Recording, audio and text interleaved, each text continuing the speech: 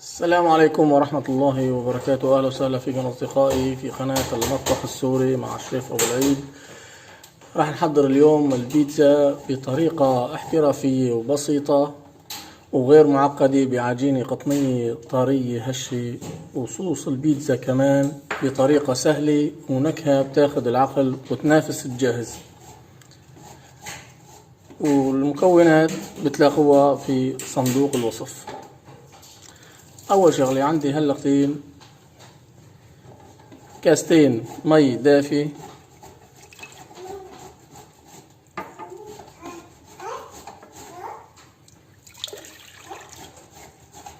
وبدي احط لها نص كاسة زيت. انا الزيت خلطه مع زيت زيتون وزيت ذرة،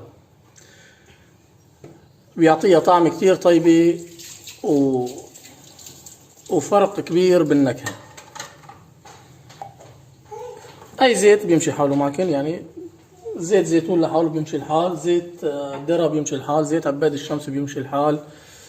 وراح اضيف انا ظرف خميري فورية،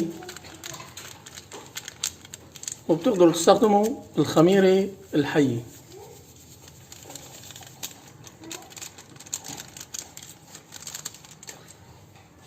وراح اضيف لها معلقة سكر،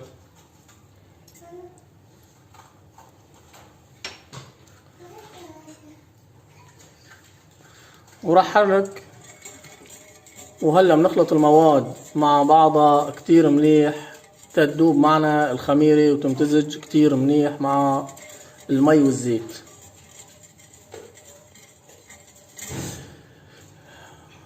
بنترك المزيج لمدة 10 دقائق لحتى تفور معنا الخميرة.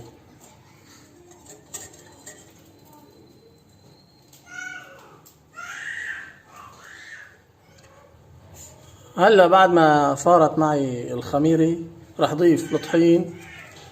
الطحين انا بستخدمه طحين ابيض كالعادي، وبننخل الطحين قبل ما نضيفه للسوائل.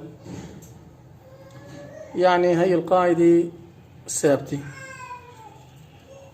لازم ننخل الطحين بالمعجنات.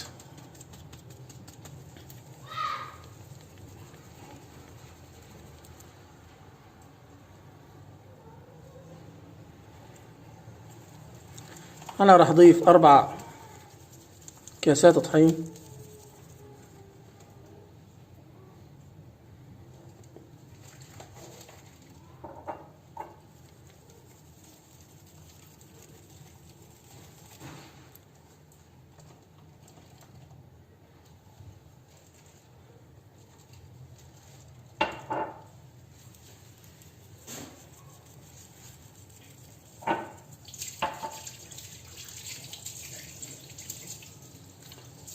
وراح اضيف لهم معلقة ملح،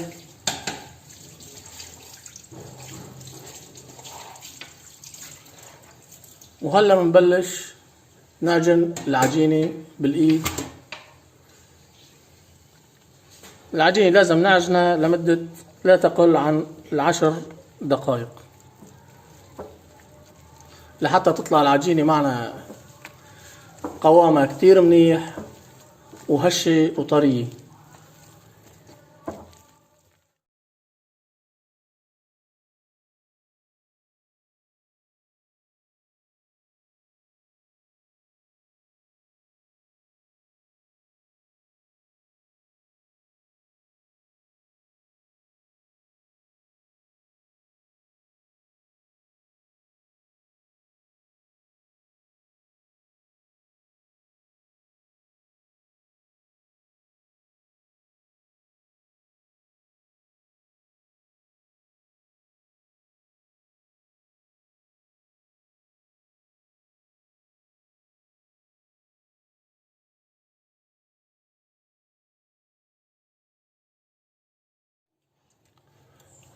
هلا بعد ما عجنت العجينة وصار لي 10 دقايق بعجن فيها، راح ادهن الزبدية زيت وعيفها لبين ما تخمر معنا.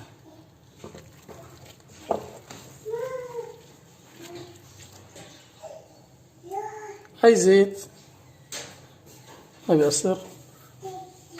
ما مكتر كتير، بس منشان العجينة ما تلزق بالزبدية. وهلا مغطية ومنحطها محل دافي منشان لبين ما تخمر. وهلا راح نروح نحضر صوص. حطيت المقلي على النار، حطيت معه شوية زيت، راح احط بصل. عندي هون بصلة صغيرة، وعندي نص قرن فليفلة خضراء ونص قرن فليفلة حمراء، راح احطهم مع بعضهم.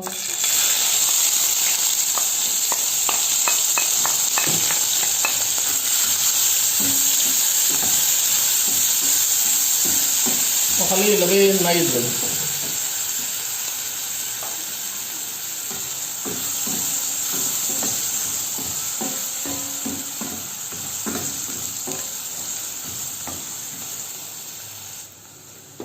وهلا بحط لها سنين توم،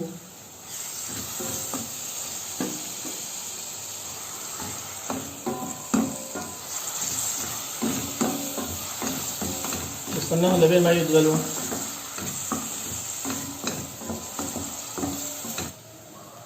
هلا بعد ما دبل معي البصل، هلا هو بده اوريجانو او ورق زعتر. اوريجانو وورق زعتر ما هو متوفر عندي حاليا، فانا عندي زيت الزيتون ناقعهم بورق الزعتر، فراح احط لهم معلقة زيت وبتعطيني نفس النتيجة.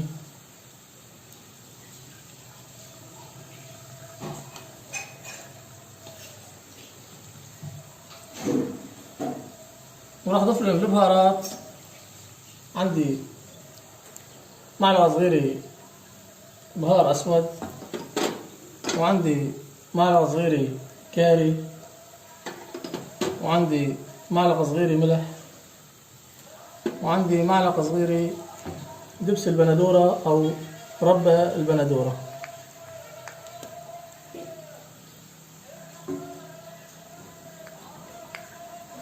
نجيب معلقة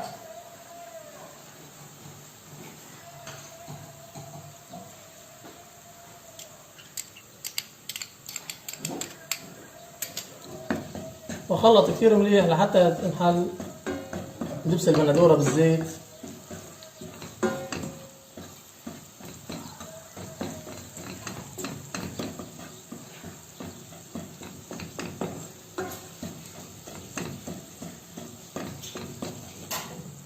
وهلا عندي بندورة أنا بشرتها بشر، يعني مقدار شي 4 بندورات حبات وسط، راح أضيفهم للبصل ومنخلطهم كتير منيح حتى تاخد البندورة مع نكهة البصل والبهارات.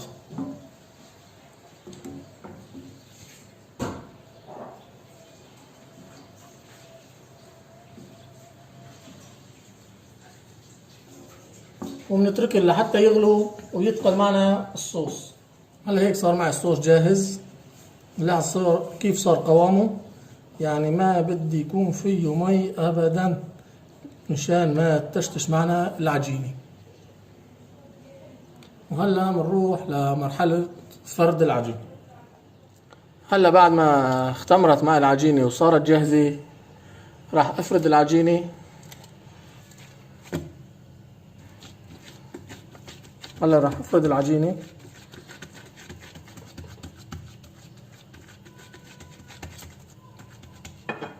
وهلا راح مدها بالشوبك، ما بضغط عليها مليح كتير بحيث ما طالع الهواء اللي قلبها.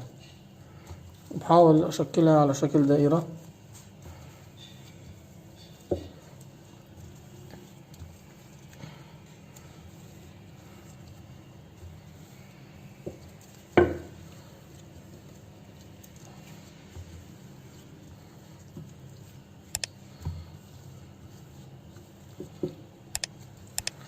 على راحة الشوبك بفرد العجينة على راحة، ما بضغط عليها ابدا.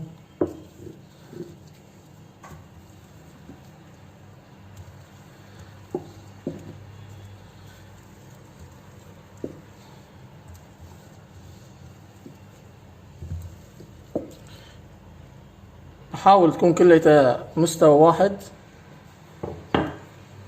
نشوف كيف صار السمكة معنا، يعني لا هي سميكة ولا هي رقيقة، بشكل وسط. هلا بعد ما فردت العجينة بالصينية راح ارجع مدها بيدي شوي،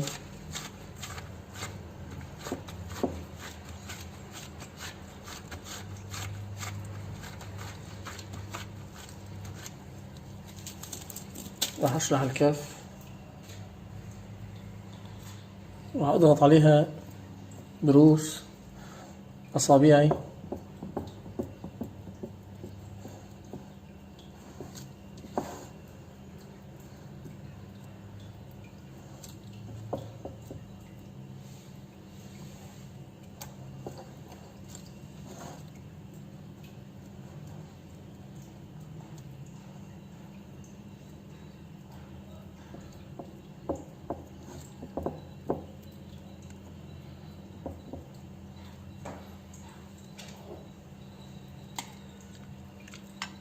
راح ادهنها بالصوص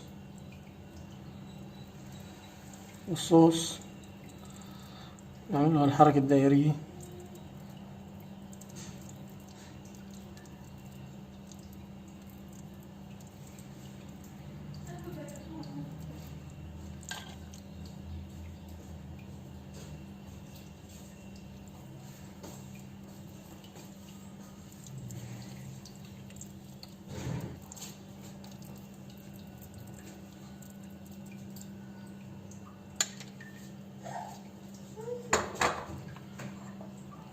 هلا راح احط الجبنة.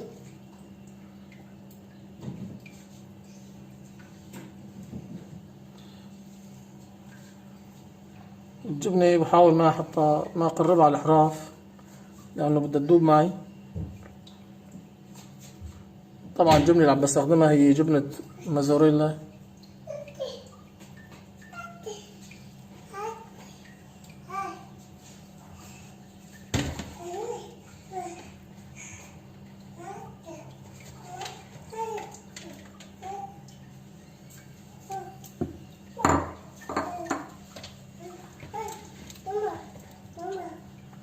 راح احط لها فلفلة خضراء،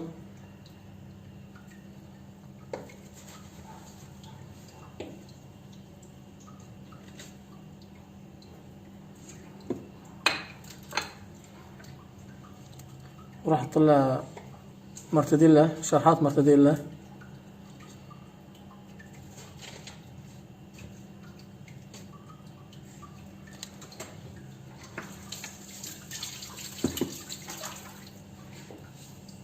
وفلفل حمراء.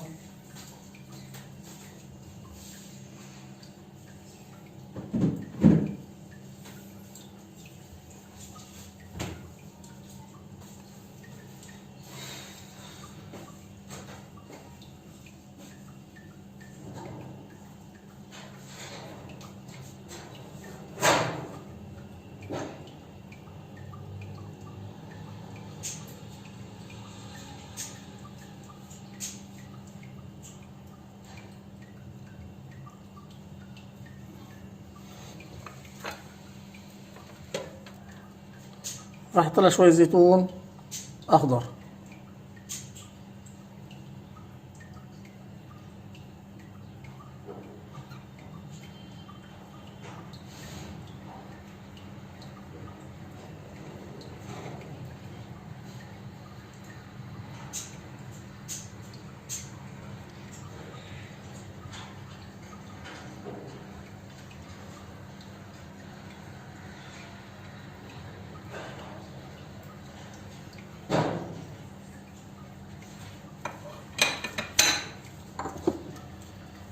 هلا راح ارجع وشلها شوية جبنة فوق الخضرة.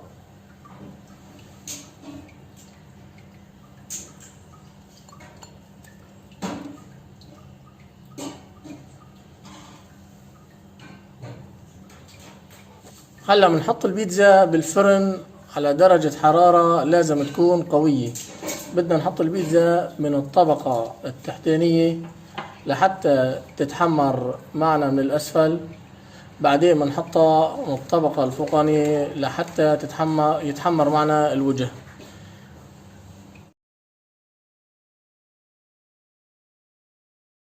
هلا هيك بعد ما صارت معي البيتزا جاهزة، أنا طبعا قطعتها ونشوف كيف صار قوامه معنا. بسم الله الرحمن الرحيم.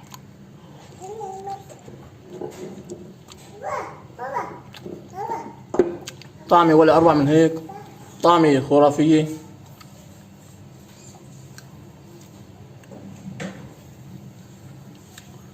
يعني أسهل من هيك طريقة ما في، طريقة سهلة كتير من غير تعقيدات. بتمنى إذا عجبكم الفيديو تشتركوا بالقناة وتفعلوا جرس التنبيهات وشاركونا بآرائكم بالتعليقات. والسلام عليكم ورحمة الله وبركاته.